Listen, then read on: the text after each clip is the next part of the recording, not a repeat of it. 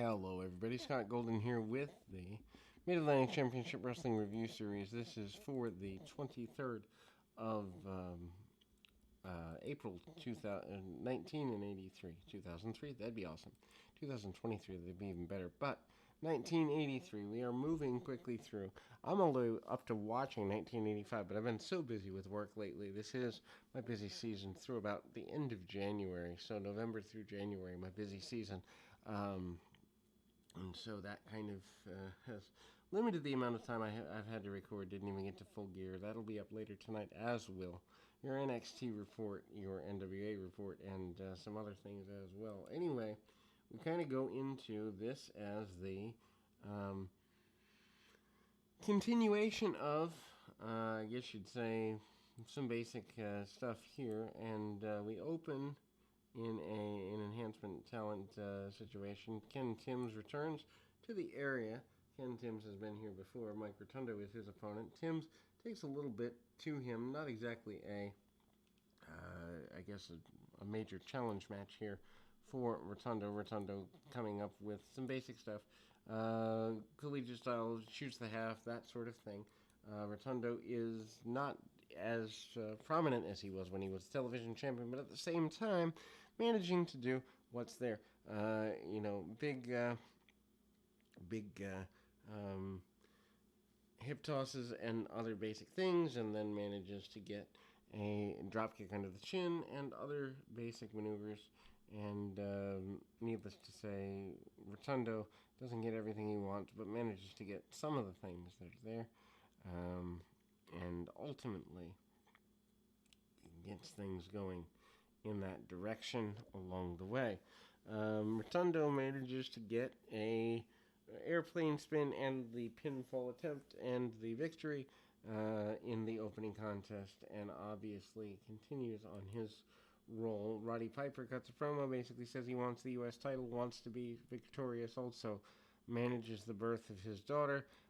Slaughter and Kernodle say they have knowledge of the disappearance of the tag team championships, but do not take any personal responsibility.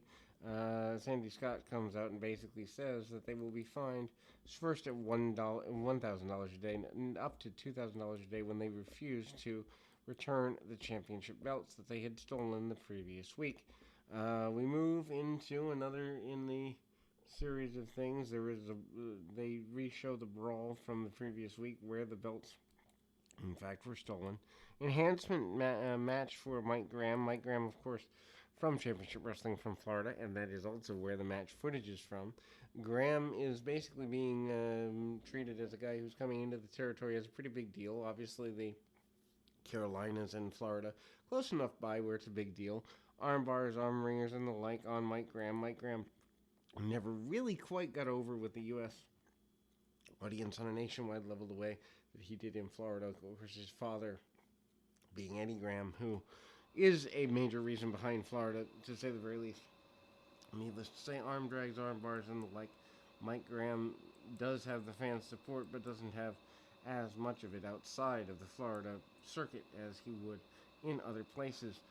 We continue to see Graham continue to be in control of the match, and he manages to get a victory going for and locking in the figure four and getting a victory in that way. We move back to the arena with Jake Roberts. Jake Roberts now in red tights instead of white ones as before. Long pants for Roberts, and we kind of move into Jake Roberts versus George Jones as an enhancement match, and Jones fires back at Roberts a little bit, cuts him off with a knee lift, cuts him off with the DDT, and gets a quick victory there. Roberts basically says he wants to take everybody out, including Barry Windham, and even though Windham isn't in the area, they harken back to him being in Florida a bit. Enhancement match for the one-man gang.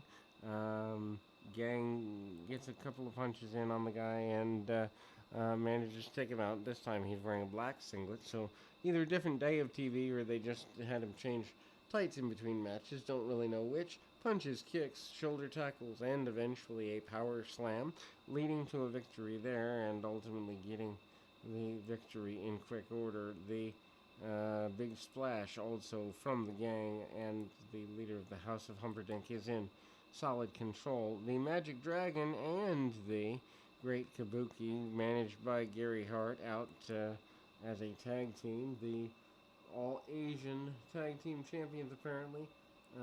Jimmy Valiant is brought out in that environment, and Keith Larson also is there. Valiant's brought out because he eventually does a run in. Magic Dragon is a masked individual. Kabuki is a face painted individual. So the international air of mystery to both of these talents. Magic Dragon, of course, wearing the blue mask, kind of a tie behind, and Keith Larson, certainly not a guy who wants to be taken down by too much. And anyway, um, kind of there, and hard shots by Dragon, and also by Kabuki, managing to do what he can where he can and getting things handled in a quick and efficient fashion, as it were, and ultimately managing to do that pretty assertively, aggressively, and getting things going.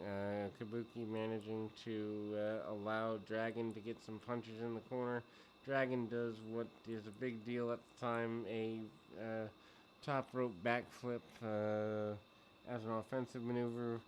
Dick Slater basically says he is unimpressed with the competition, as is Gary Hart and the Great Kabuki and the Magic Dragon. The idea of the All-Asian Tag Team Champions is a pretty big deal. Jimmy Valiant manages to confront Kabuki. They go back to the match between the two in the previous week, and the highlights of that are there. Kabuki lays out Jimmy Valiant and uses the mist to get an advantage. Jimmy Valiant cuts what amounts to an incoherent promo, plugging his his 3-year-old child, among other things, and ultimately mentioning that he is very happy. The tag team champions of or former tag team champions of Youngblood and Steamboat are here. Steamboat's still wearing the lei, basically saying they'll challenge anybody, anywhere, anytime to get the championships back under their control. And we see that they, in fact, do get into a match with Bill White and Red Dog Lane. The former champions, martial arts shots under the chin. Youngblood manages to get some ride time, go behinds, basic takedowns, and other basic maneuvers. Tackles along the way and doesn't get everything he wants, but gets enough. And we do see a gut-wrench suplex by Mad Dog Lane. Lane is a guy that doesn't really get as much of the, approach or appreciation as he wants, choking out Youngblood, managing to be, I don't know that I'd say the weak link of the team, but the guy who does the majority of selling for the team when it's called upon to do so. Obviously, the double team tactics and a crossbody by by Steamboat and Youngblood lead to a victory there. The Briscoes are, in fact, pretty consistent, as it were, and they are saying they want the tag team championships, and Youngblood and Steamboat are willing to oblige facing them or anyone else, as it were. Obviously, the belts had been stolen in the weeks before by Slaughter and Kernoodle, and the kind of a heat up between the Briscoes, Steamboat, and Youngblood already here in this vein of things. We'll be back with more right after this.